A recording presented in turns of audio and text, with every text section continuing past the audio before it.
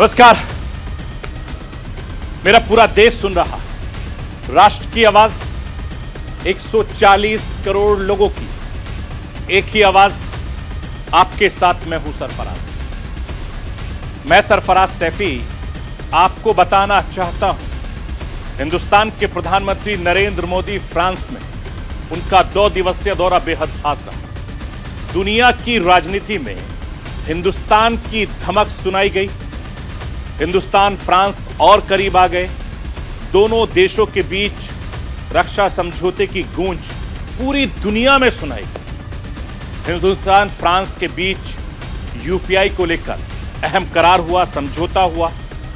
कैसे एक बार फिर से फ्रांस में रहने वाले हिंदुस्तानियों ने अपना दम दिखाया। फ्रांस में मोदी मोदी की गूंज ने कैसे दुनिया को हिंदुस्तान की ताकत का एहसास कराया, आज मैं आपको राष्ट्र की आवाज के जरिए बताऊंगा, दिखाऊंगा। अंतरिक्ष विज्ञान की दुनिया में हिंदुस्तान ने एक बार फिर से मजबूती से कदम बढ़ाया। हिंदुस्तान की स्पेस एजेंसी इसरो ने चंद्रयान 3 का मिशन को लॉन्च किया। 4 सालों की कड़ी मशक्कत के बाद चंद्रयान 2 की गलतियों में सुधार करते हुए चंद्रयान 3 को श्रीहरिकोटा से लॉन्च किया गया। चंद्रयान 3 के चांद की सतह पर उतरते ही हिंदुस्तान विश्व को एक ऐसा करने वाला चौथा देश होगा। चंद्रयान मिशन 3 की क्या खासियत है, किन मायनों में यह खास माना जाता है, क्यों इस पर पूरी दुनिया की नजर है, यह भी आपको राष्ट्र की आवाज के जरिए दिखाऊंगा और समझाने की कोशिश। बाढ़ बारिश का कहर लगातार जारी है। हिमाचल उत्तराखंड में अभी भी भारी बारिश का अलर्ट, जिसका असर निचले इलाकों तक देखने को मिल रहा है। पंजाब हरियाणा के साथ साथ दिल्ली के हालात भी काफी ज्यादा खराब है। अभी भी दिल्ली पानी पानी हो रखी है। शुक्रवार को दिल्ली में हालात सुधरने के संकेत दिख रहे हैं। यमुना में जलस्तर घटने लगा है। बाढ़ बारिश और बर्बादी की ताजा अपडेट भी आपको मैं दूंगा। मैं अपने हिंदुस्तान के कोने कोने की आवाज को दिल्ली तक पहुंचाता हूं। दिल्ली की आवाज को देश दुनिया के कोने कोने तक पहुंचाता हूं। नेताओं की आवाज को मैं आम लोगों तक पहुंचाता हूं। आम लोगों की आवाज को मैं अपने देश के हुक्मरानों तक पहुंचाता हूं। आपकी आवाज से मिलती है मेरी आवाज और बन जाती है राष्ट्र की आवाज।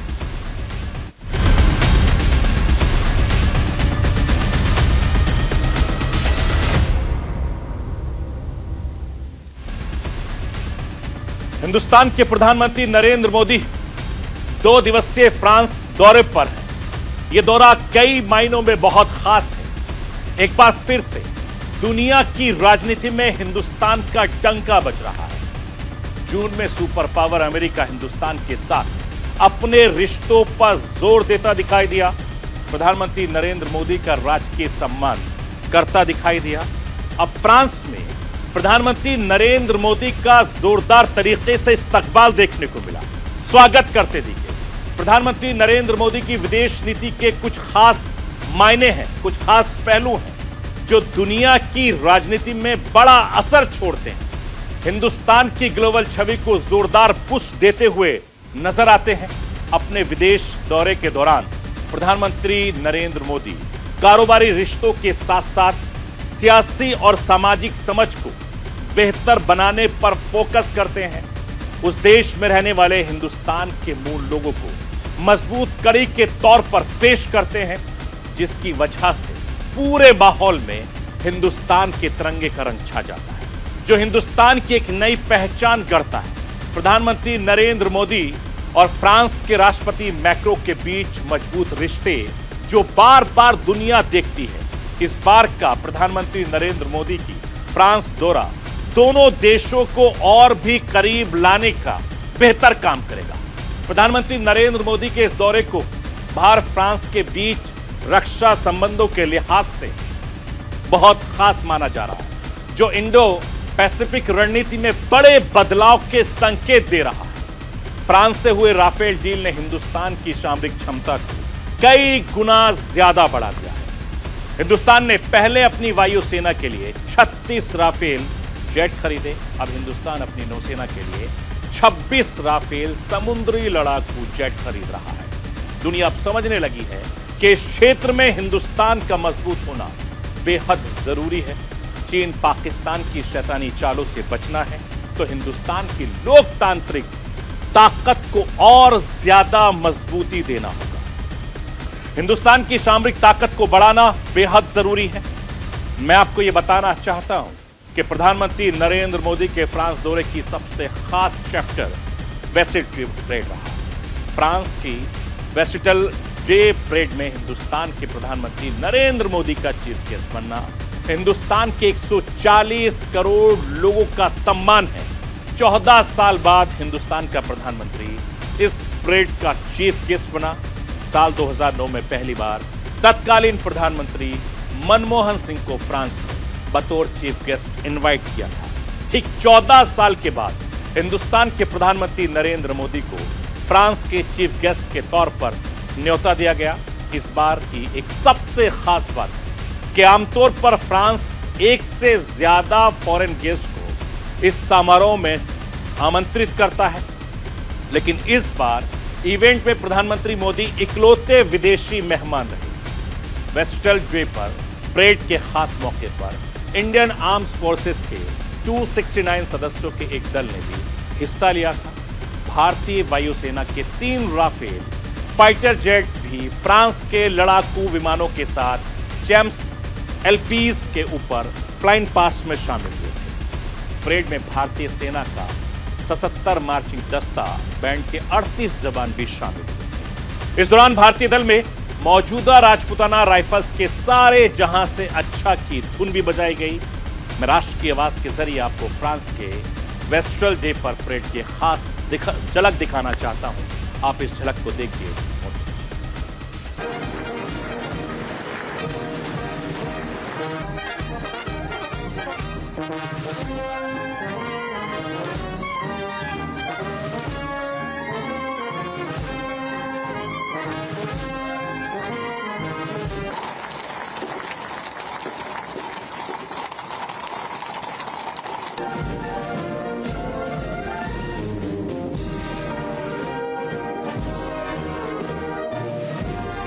वेस्टल डे के परेड के खास मौके पर और भी बहुत कुछ खास रहा। प्रधानमंत्री नरेंद्र मोदी को फ्रांस ने लीजन ऑफ ऑनर से सम्मानित किया गया। यह सबसे बड़ा फ्रांसीसी सम्मान है।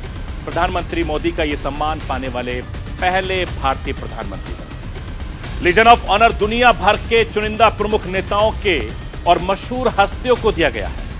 इनमें दक्षिणी अफ्रीका के पूर्व राष्ट्रपति नेल्सन मंडेला, वेल्स के तत्कालीन राजकुमार किंग चार्ल्स, जर्मनी की पूर्व चांसलर एंजेला मार्केल, संयुक्त राष्ट्र के पूर्व महासचिव बुट्रोस घासी जैसी हस्तियां शामिल रही।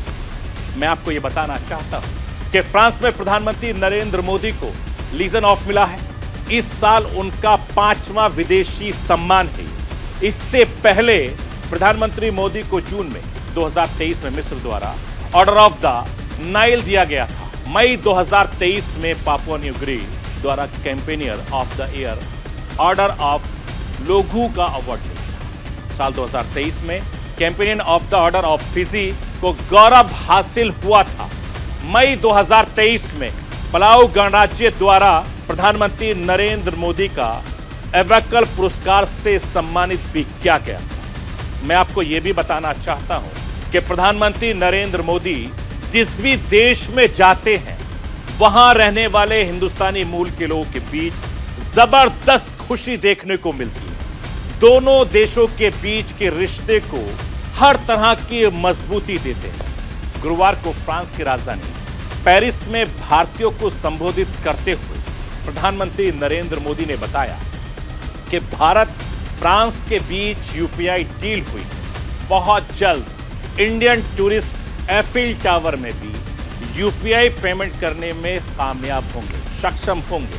यूपीआई से भुगतान करने को लेकर जो सहमति बनी है, इसकी शुरुआत एफिल टावर से होगी। राष्ट्र की आवाज के जरिए आपको हिंदुस्तान के प्रधानमंत्री नरेंद्र मोदी का वो संबोधन चलवाना चाहता हूं जो उन्होंने फ्रांस में दिया है। सुनिए आप।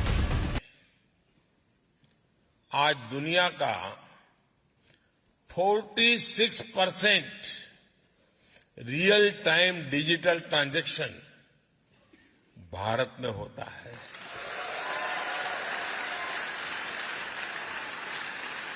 और मैं आपको भी चुनौती देता हूं कि अगली बार आप भारत में आए तो जेब में एक भी पैसा लिए बिना निकलिए घर से। खाली जेब, सिर्फ मोबाइल फोन पर यूपीआई ऐप को डाउनलोड करके रख लीजिए। आप पूरा हिंदुस्तान घूम करके आएंगे, एक नए पैसे कैश की जरूरत के बिना आप अपना गुजारा कर सकते हैं। भारत के यूपीआई के उपयोग को लेकर भी समझौता हो गया है। मैं तो समझौता करके चला जाऊंगा, आगे बढ़ाने का काम आपका है। साथियों, आने वाले दिनों में इसकी शुरुआत आईफेल टावर से की जाएगी। यानी अब भारतीय टूरिस्ट मोबाइल ऐप के जरिए आईफेल टावर में रुपये में भुगतान कर पाएगा। पेरिस में लासीन म्यूजियम में भारतीय समुदाय को संबोधित करते हुए प्रधानमंत्री नरेंद्र मोदी ने कहा कि भारत की धरती भी एक बड़े परिवर्तन की गवाह बन रही है। इसकी कमान भारत के युवाओं और बहन बेटियों के पास है। आज पूरा विश्व, पूरी दुनिया भारत के प्रति नई उम्मीद, नई आशा से भरा हुआ दिखाई देता है। ये उम्मीद ठोस नतीजों में बदल रही है। इसकी एक अहम ताकत भारत का हार्मोन रिसोर्स है। ये संकल्पों से भरा हुआ है। ये भारत के लोकतांत्रिक मूल्यों के साथ मजबूती से कदम बढ़ा रहा है।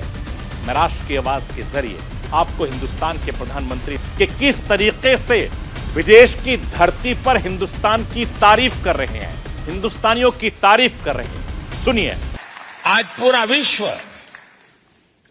भारत के प्रति नई उम्मीद, नई आशा से भरा हुआ है। ये आशा, ये उम्मीद ठोस नतीजों में बदल रही है। और इसकी एक महत्वपूर्ण ताकत है भारत का ह्यूमन रिसोर्स। ये ह्यूमन रिसोर्स संकल्पों से भरा हुआ है, साहस करने की वृत्ति वाला है।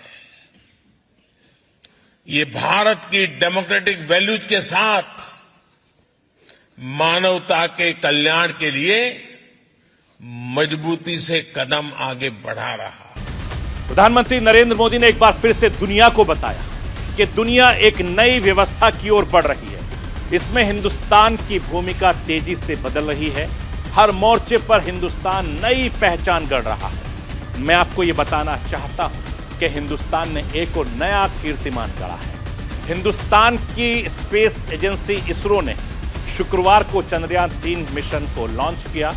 4 सालों की कड़ी मेहनत मशक्कत के बाद चंद्रयान 2 की गलतियों में सुधार करते हुए चंद्रयान 3 को श्रीहरिकोटा से लॉन्च किया गया। चंद्रयान 3 के चांद की सतह पर उतरते ही हिंदुस्तान विश्व का एक ऐसा करने वाला चौथा देश हुआ। साल 2019 में किसी तकनीकी गड़बड़ी की वजह से चंद्रयान 2 चांद की सतह पर नहीं उतर सका, लेकिन इस बार इसरो चंद्रयान 3 की सफलता को लेकर आश्वस्त है। मैं राष्ट्र की आवाज के जरिए आपको उन गौरवशाली पलों का एहसास करवाना चाहता हूं जब चंद्रयान मिशन लॉन्च हुआ था। आप देखिए और हर हिंदुस्तानी इसे गर्व से महसूस करे। +5 seconds. Lift off normal. Here we have a majestic liftoff of LBM-3 M4 rocket carrying India's prestigious Chandrayaan 3 spacecraft. P2 tracking. प्रज्वलन और सफलतापूर्ण उत्थापन LBM-3 M4 रॉकेट का।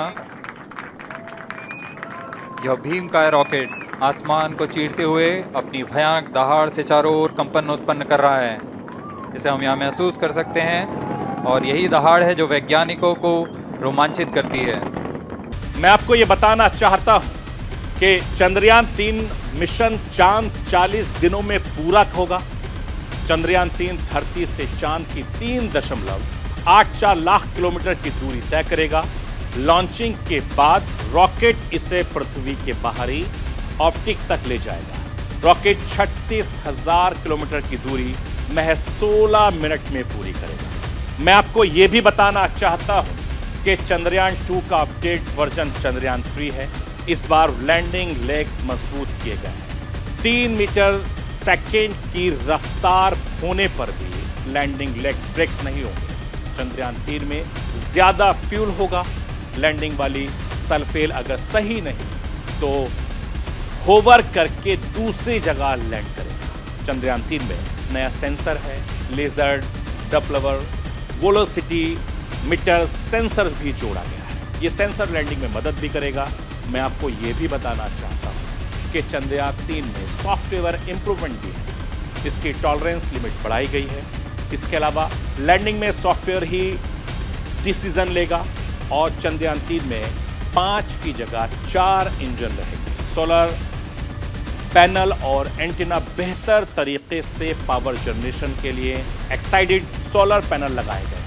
मैं आपको यह भी बताना चाहता हूं कि चंद्रयान 3 में 3 हिस्से मौजूद हैं, जिसका पहला हिस्सा प्रोपल्शन मॉड्यूल है, जिसका वजन 2148 किलोग्राम का है। मिशन लाइफ 3 से 6 महीने है। Proportional module landing, रोवलर, injection, orbit भेजने का काम करता है। इसके अलावा 100 गुणा 100 किलोमीटर लूनर ऑर्बिट तक ले जाने का यह काम करेगा। चंद्रयान 3 के दूसरे हिस्सा यानी विक्रम लैंडर है, जिसका वजन तकरीबन 1726 किलोग्राम बताया गया है। विक्रम लैंडर मिशन लाइफ 14 अर्थ डेज है और विक्रम लैंडर अपने साथ रोवर लेकर जाएगा। तीसरा हिस्सा प्रज्ञान रोवर है, जिसका वजन 26 टन बताया गया है। मिशन लाइफ 14 अर्थ जेड है। विक्रम लैंड के लैंड होने के बाद ये बाहर प्रज्ञान रोवर आता रहेगा। और मैं आपको ये भी बताना चाहता हूं कि जिस तरीके से हिंदुस्तान में लगातार बाढ़ हो रही है, बारिश हो रही है, उसकी वजह से लगातार बर्बादी हो रही है। अभी देश की राजधानी दिल्ली में इस वक्त पानी पानी है। दिल्ली के कई इलाके पानी से भरे हुए हैं। तस्वीरें लगातार आपके सामने हैं। कुदरत का रुख नरम जरूर हुआ है, लेकिन यमुना का पानी घटने का नाम अभी तक नहीं ले रहा है। लगातार पानी जस की तस हालात में है। दिल्ली को नजरअंदाज किया गया है। दिल्ली को बाढ़ से बचाने की तैयारी के अभाव भी साफ झलकता है और बताया जा रहा है कि हथनीकुंड बैराज से पिछले 24 घंटे में पानी छोड़ने की जो रफ्तार है उसमें कमी की गई है। दिल्ली के साथ साथ पश्चिमी प्रदेश, उत्तर प्रदेश, हिमाचल प्रदेश, उत्तराखंड, पंजाब, हरियाणा में भी बारिश के चलते हालात बद से बदतर है। हिमाचल प्रदेश में बारिश ने जमकर तबाही मचाई। राज्य में बारिश की वजह से 88 लोग की जान चली गई, जबकि 16 लोग लापता और 100 लोग घायल बताए जा रहे हैं। हिमाचल प्रदेश के चंद्रताल में अभी भी कई यात्री फंसे हुए हैं, जिनका निकालने का काम लगातार चल रहा है। उत्तराखंड में भारी बारिश के चलते बुधवार को केदारनाथ यात्रा भी रोक दी गई थी। देहरादून, टिहरी, पौड़ी गढ़वाल, नैनीताल, उधम सिंह नगर में भारी बारिश की संभावना है। 14-15 जुलाई को प्रदेश के सभी निजी व सरकारी स्कूल, आंगनबाड़ी केंद्र भी बंद रहेंगे। हरियाणा के 13 जिलों में यमुना का पानी घुस गया है, जिनमें 240 गांव बाढ़ की चपेट में आ गए हैं। पंजाब के 13 जिले बाढ़ की चपेट में आ गए हैं। इसके अलावा तकरीबन 480 गांव पूरी तरीके से बाढ़ से प्रभावित दिखाई दे रहे हैं और पंजाब में भी बारिश का अलर्ट जारी किया गया है। पंजाब में 16 जुलाई तक स्कूल को बंद कर दिया गया है और राज्य के कई इलाकों में सेना की मदद से बाढ़ में फंसे लोगों को निकाला जा रहा है। मैं आपको यह बताना चाहता हूं कि हिंदुस्तान के 12 राज्यों में भारी बारिश का रेड अलर्ट, ऑरेंज अलर्ट भी जारी कर दिया गया है। हिंदुस्तान के उत्तरी इलाकों में बाढ़ बारिश की वजह से लगातार बर्बादी हो रही है। हिमाचल प्रदेश के अलावा उत्तराखंड, दिल्ली में प्राकृतिक का रौद्र रूप देखने को मिला, जिसका असर निचले इलाकों तक इस वक्त देखा जा सकता है। प्राकृतिक के और आगे कोई लाचार नजर आ रहा है। पंजाब हरियाणा के साथ साथ दिल्ली के हालात बद से बदतर हैं और राज्यों के मुख्यमंत्रियों ने मोर्चा संभाल रखा है। सभी राज्यों के मुख्यमंत्री मैदान में उतरे हुए हैं, बाढ़ प्रभावित इलाकों का दौरा कर रहे हैं, बाढ़ पीड़ितों से मिल रहे हैं, राहत की बात कर रहे हैं। लेकिन सिस्टम की पोल जिस तरीके से खुली है वो कई तरीके के सवाल खड़े कर रही है। देश की राजधानी दिल्ली का हाल सब देख रहे हैं। सोचिए जब देश की राजधानी दिल्ली का यह हाल है तो देश के दूसरे राज्यों का क्या हाल होगा, इस बात से आप अंदाजा लगा सकते हैं। तो ये थी राष्ट्र की आवाज। बाकी खबरों के लिए आप बने रहिए न्यूज इंडिया के साथ सोमवार रात 9 बजे।